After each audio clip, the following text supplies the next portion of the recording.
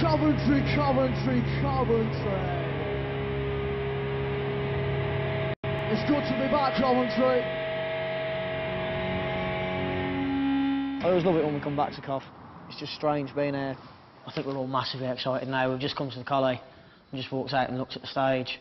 And normally the only time you see that is just when you're absolutely hammered and you've been in there for the club night and you're dancing away and you get up there totally smashed and normally fall off it. But it's got all our stuff on it and it looks mint, so it's getting pretty exciting now. Are we gonna have this tonight or what? I said we're gonna fucking have this tonight or what?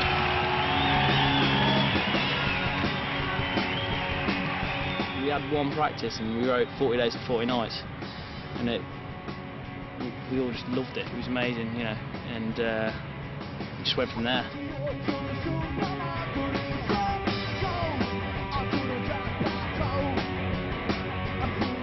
Open Anchor's pretty much where it all started for us, you know. Literally everything at the start happened in this room.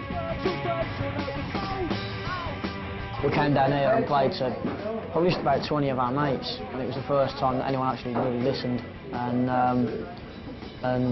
you know, I think after that we came back. We've done it. I don't know how many times we've done it since. It's about 5 times, I think. Yeah. It got bigger every time. Yeah, I mean, by the last time that we played here, it was bursting at the seams. We couldn't get any more people in. We got Bonehead out of Oasis down here. We shot the video only one night, and Owen Morris, who produced Oasis's early stuff, and Bonehead came down here and got absolutely wasted. And it was just a class night.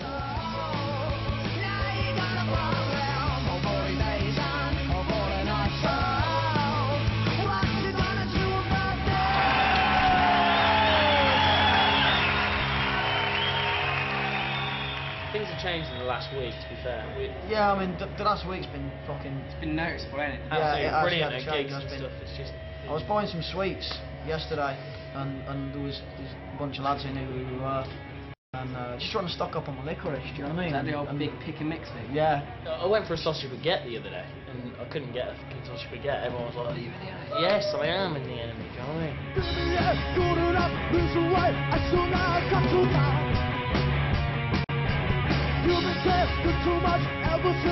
I started the band because I was just miserable, really. The job I was doing, I weren't happy. I was just going to work, coming back, sometimes just going straight to bed, getting up the next day and just going to work, and it just started doing my head in. He said, well, literally just rent this rehearsal room, go in there and make some good noises. And, you know, that's pretty much what we did.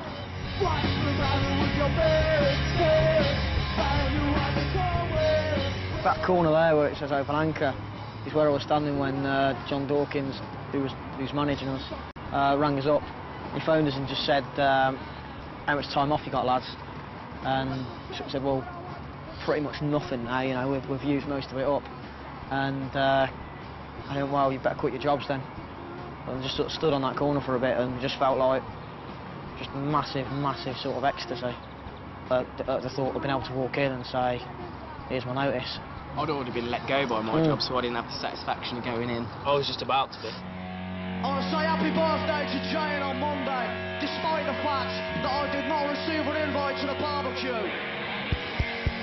It's not okay.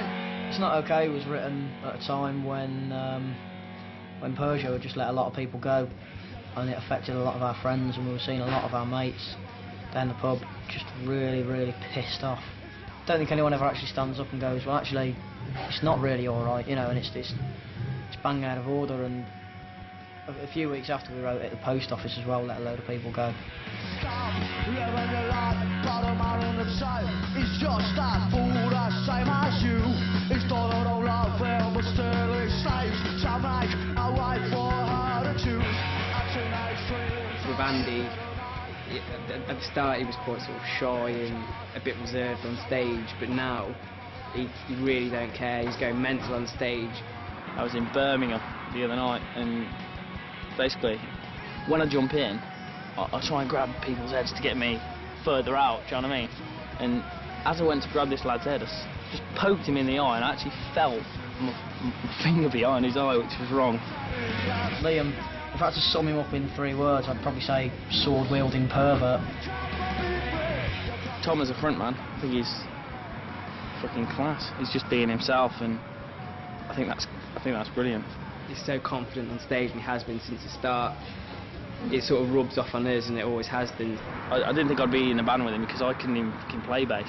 Andy's the nicest lad in the world. He's actually the nicest lad in the whole world. And he just goes out every night and drinks far too much. Bloody ladybirds.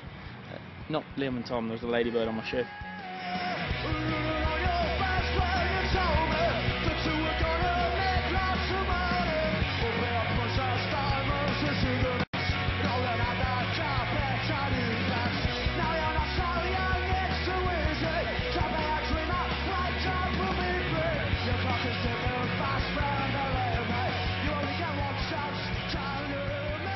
I think there's too much emphasis actually on trendy bands, and I think that nowadays lads start a band and one of the first conversations they must have is what are we going to look like, you know. And I've said it loads of times before. I don't think it's important.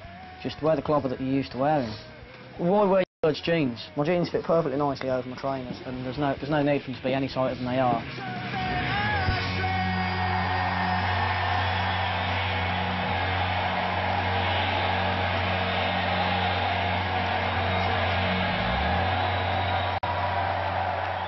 We had our first gig in, I think it was like March sometime. That was Coliseum, obviously last year, yeah. And I think we were signed up by April, which was mental. And then we had our first tour in October.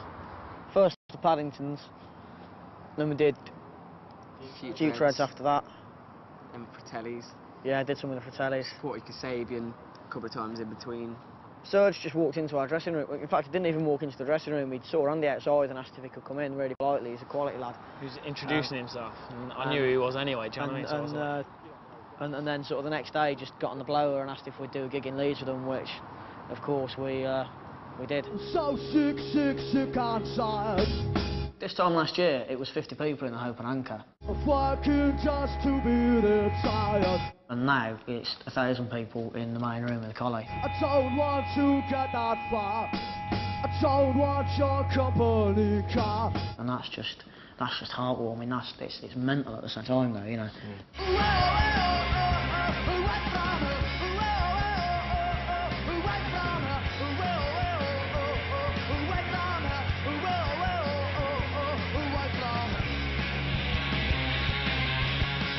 The Way For Me was written while we were still working, and I used to sell TVs for the co-op. I hadn't had time off for ages. I'd done a couple of 7-day weeks, and I was just absolutely knackered. I bought a Volvo for 50 quid and took a week off, and then drove to Scotland when I'd spent half my money. Just turned around on an island and came back. It's sort of a Forrest Gump moment, but in a car, wasn't it? It was, yeah. Yeah.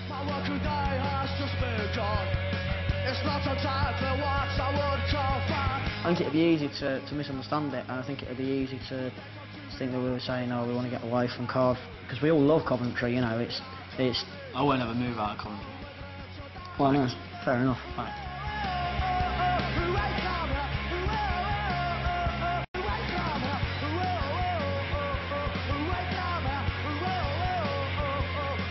I hate people that overthink lyrics and try and be clever with it, because you're not clever, you're just wasting your time, in my opinion. But if you wake up really hungry and then decide you're going to write a song at that minute, chances are it's going to involve bacon. The Roy Walker philosophy. Say what you see. He had it right. 3 years ago, he had it right.